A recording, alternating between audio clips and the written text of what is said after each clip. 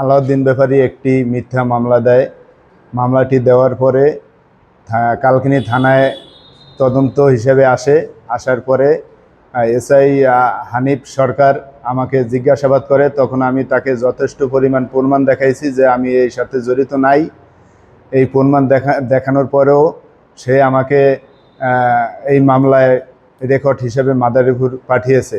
কিন্তু আমি তাকে সব কিছু প্রমাণ দেখাইছি যে আমি এর সাথে জড়িত না। তারপরে যে আমাকে মামলা দিছে তার জবানবন্দিও আমার কাছে আছে। জবানবন্দিতে বলে গেছে আমি তার এই লেনদেনের সাথে নাই। কিন্তু এসআই হানিফ সে আমাকে একান্তভাবে দেখা করতে বলে আমি সময় দিতে পারি নাই, দেখা করতে পারি নাই। তারপরে সে আমার উপর ক্ষিপ্ত হইয়া এই প্রতিবেদনটা মাদারীপুর দাখিল করে দেয়।